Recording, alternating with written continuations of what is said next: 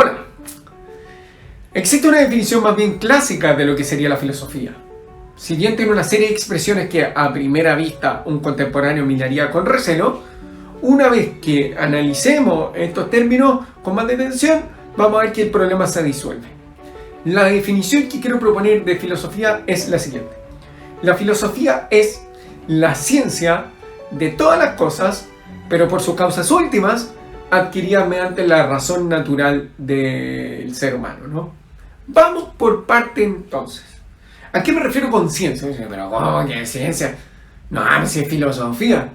Ya, es cierto que no es como la ciencia experimental moderna, en la que difiere tanto en método, forma y función. Es ciencia en el sentido de que la palabra ciencia proviene del latín scientia, que a su vez proviene del latín scire, que significa conocer. En otras palabras, cuando decimos ciencia, estamos tomando el término en un sentido lato. Este es como conocimiento. Ok, pero ciencia, obvio, no es solo conocimiento, porque hay muchos modos de conocer la realidad que no calificarían como, ni siquiera clásicamente como ciencia. ¿Qué es ciencia entonces? Es un conocimiento de una realidad, pero desde sus causas o por sus causas. ¿Qué significa esto? Miren, el mero observar un fenómeno no implica por lo general entenderlo. O sea, si uno ve una piedra volando, esto produce una espontánea perplejidad. Una piedra volando. ¿En qué sentido? En que el volar no es propio de la piedra, no se sigue su naturaleza. Así como que la piedra hoy se haya levantado y diga, hoy volaré. Entonces, para entender ese fenómeno, la piedra voladora, se requiere conocer quién o qué la lanzó, es decir, la causa eficiente. Dice, este la lanzó, ya uno sabe más del fenómeno, es decir, porque la fuerza no está en la piedra misma, y se completa la comprensión una vez que se conoce la causa final. ¿Para qué vuela la piedra? O sea, ¿cuál fue la intención del que la hizo volar? Y ahí uno queda más tranquilo. Fue y para esto. O por ejemplo, imagínense que usted entra a la sala de clase y se encuentra con el siguiente mensaje en el pizarrón. La U nunca tendrá estadio. Una verdad. Bueno, ¿qué tipo de preguntas debo hacer a ese fenómeno para poder comprenderlo? Bueno, en primer lugar, debo preguntar, ¿cuál es el mensaje? O, ¿qué es lo que está diciendo? ¿No? ¿Cuál es el mensaje? A esto se le llama causa formal. En segundo lugar, ¿quién lo escribió? Causa eficiente, ¿no? En tercer lugar, uno preguntaría, ¿y para qué lo escribió? ¿Cuál es la intención al escribir ese mensaje? Causa final. Y también podría, en cuarto lugar, una persona ya va a preguntar, así como para cerrar, ¿y con qué lo escribió? ¿O qué fue lo que usó para escribirlo? Causa material. Así, podemos decir que ciencia es conocer a partir de razones o causas. En ese sentido, el término causa puede llevar a confusión. Lo que los clásicos se querían referir con causa era porqués o razones. En ese sentido, hay que distinguir la ciencia de lo que es el conocimiento vulgar, que se queda en las meras apariencias y no en las causas o razones. Por ejemplo, si uno le pregunta a un meteorólogo si va a llover o no, va a diferir en el tipo de razón que da respecto a un campesino. Así, el meteorólogo va a decir que va a llover, por ejemplo, porque ha disminuido la presión atmosférica. Y el campesino va a decir que va a llover porque le duele, el reuma y porque aparecieron muchas hormigas. Fenómeno que el campesino, ve que normalmente sucede cuando va a llover, por lo que logró establecer una correlación. La pregunta que cabe hacerse es, ¿y cuál de las dos es una causa o razón más satisfactoria para explicar el fenómeno de la lluvia? Claro, la del meteorólogo. ¿Y por qué uno dice? Que el punto es que no llueve porque aparezcan más hormigas y le duele el reuma a un campesino. Eso implicaría que si se muere un campesino dejaría de llover.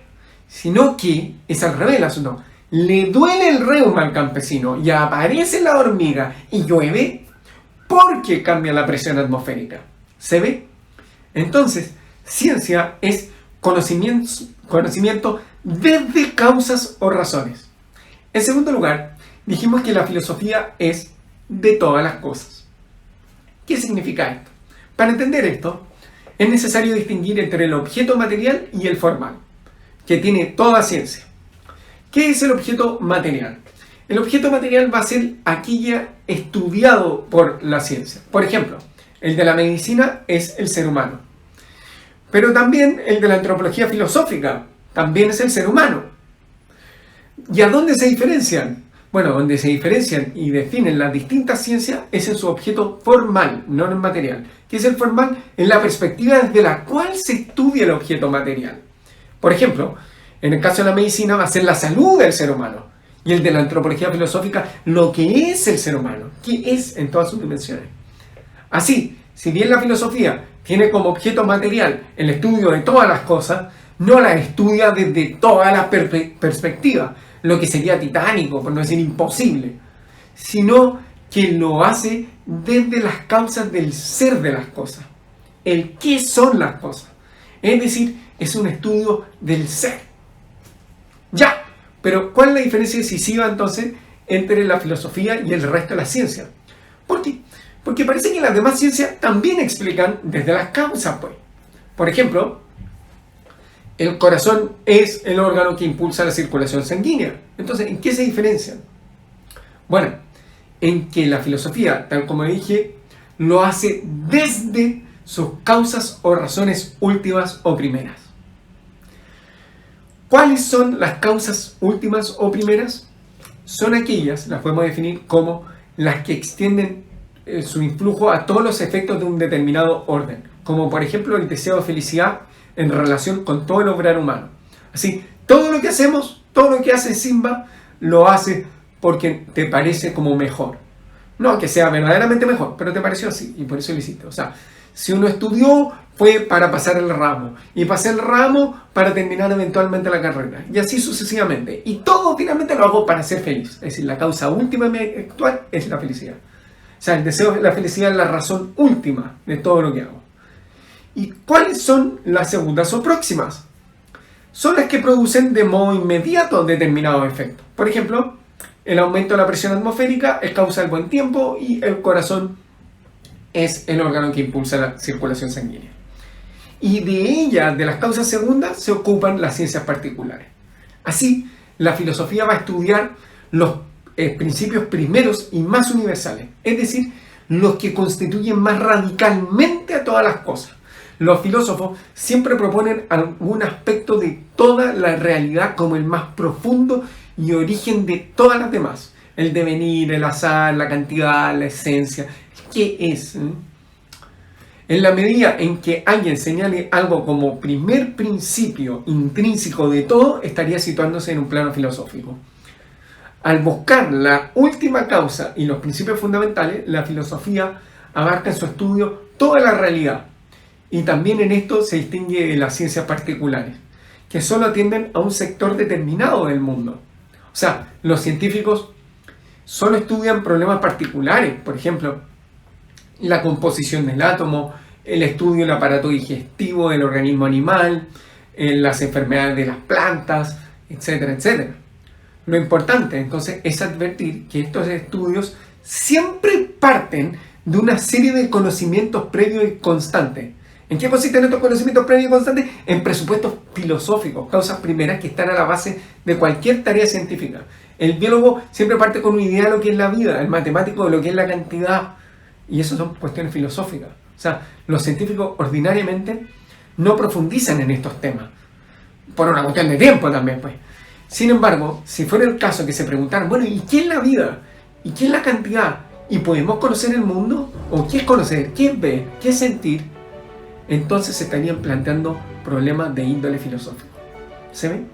Bueno, y en cuarto lugar, son adquiridos mediante la luz natural de la razón humana. Es decir, se argumenta a partir de los estándares de la razón. No se utilizan argumentos de fe. Bueno, y con eso he podido dar una definición, todo lo pueril que se quiera, pero en cierto grado espero que clarificadora de lo que es la filosofía. Muchas gracias.